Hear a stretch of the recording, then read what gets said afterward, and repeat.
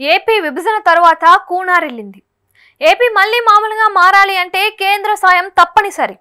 10 ఏళ్ల పాటు ఏపీని టీడీపీ వైసీపీ ఏలాయి. చంద్రబాబు జగన్లకు విశాల హృదయంతో ప్రజలు అవకాశం ఇచ్చారు. ఎవరికీ అన్యాయం చేయలేదు. ఇప్పుడు మరోసారి చంద్రబాబుని సీఎంగా చేశారు. అంత మాత్రం చేత జగన్ని తగ్గించినట్లు కాదు. ఇక ఏపీకి 5 ఏళ్ల పాటు సీఎంగా పనిచేసిన జగన్కి 5 కోట్ల మంది ప్రజల బాధ్యత ఉంది. అలాగే 164 సీట్లతో కూటమి గద్దె ఎక్కింది. దాని అధినాయకుడుగా చంద్రబాబుకు కూడా ఏపీని నవశకం దిశగా నడిపించాల్సిన గురుతర బాధ్యత ఉంది. ఇక కూటమిలో ఉన్న జనసేన అధినేత పవన్ కళ్యాణ్ కూడా సరే ఈ బాధ్యతలో భాగస్వామిగా ఉండాల్సిన అవసరం ఉంది. ఇదంతా ఎందుకు అంటే ఏపీ ఇప్పుడు చాలా క్లిష్ట పరిస్థితుల్లో ఉంది. అదేదో పాత సినిమాలో నూతన్ ప్రసాద్ చెప్పిన డైలాగ్ ఒకటి ఉంది, దేశం చాలా క్లిష్ట పరిస్థితిలో ఉంది అని. అలాగే ఏపీ కూడా నిజంగానే క్లిష్ట పరిస్థితిలోనే ఉంది. ఈ నేపథ్యంలో కేంద్రం ఏపీని ఆదుకోవాలి. కేంద్రంలో ఇప్పటికీ 2 సార్లు నరేంద్ర మోడీ ప్రభుత్వంలో ఉన్నారు. కానీ ఏపీకి చేసిన సాయం పెద్దగా లేదు అన్న విమర్శలు ఉన్నాయి. గత 2 టర్మ్లు కేంద్రంలో బీజేపీకి పూర్తి మెజారిటీ రావడంతో ఏపీని పట్టించుకోకపోయినా ఏమీ పర్వాలేదు అనుకోవచ్చు. కానీ ఈసారి అలా కానే కాదు. ఏపీలో టీడీపీ జనసేన కలిపి 18 మంది ఎంపీల మద్దతు కేంద్రానికి ప్రాణ అవసరంగా ఉంది. ఈ మద్దతుతోనే కేంద్రం నిలబడింది. 3వసారి మోడీ ప్రధానిగా బాధ్యతలు నిర్వహిస్తున్నారు.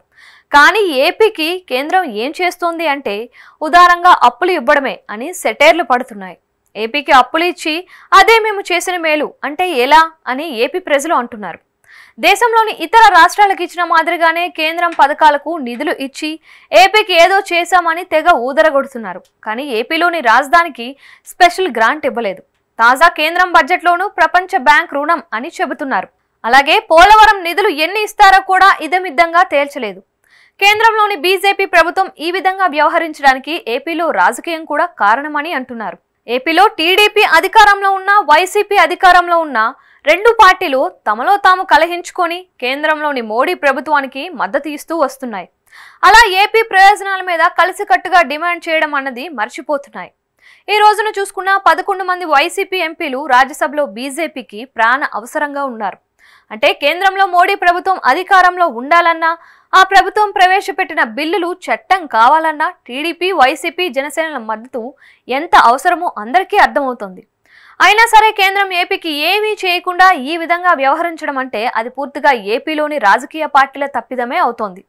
బాబుని 4 సార్లు, జగన్ని 1 సారి సీఎంలుగా చేసిన ఏపీ ప్రజల పట్ల వారు కృతజ్ఞతగా ఉండి కేంద్రం మీద కలిసికట్టుగా పోరాడాల్సిన అవసరం ఉంది. ఏపీని ఆదుకోకపోతే మా మద్దతు ఉండదని ఈ 2 పార్టీలు ఒకే స్వరంతో ఖరాఖండిగా చెబితే తప్ప కేంద్రం దిగి రాదు. ఏపీ ఇప్పటికే చాలా నష్టపోయింది. ఒక విధంగా చెప్పాలి అంటే ఇది లాస్ట్ ఛాన్స్.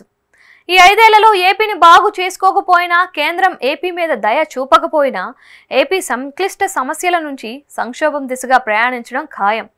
అందుకే కేంద్రాన్ని చంద్రబాబు, జగన్, పవన్ ముగ్గురు కేవలం ఏపీ ప్రయోజనాలే ఎజెండాగా చేసుకొని నిలదీయాలి అని అంతా కోరుతున్నారు. ఈ విషయంలో అంతా ఒక్కటిగా ఉండాలని, తమిళనాడుని స్ఫూర్తిగా తీసుకోవాలని కోరుతున్నారు.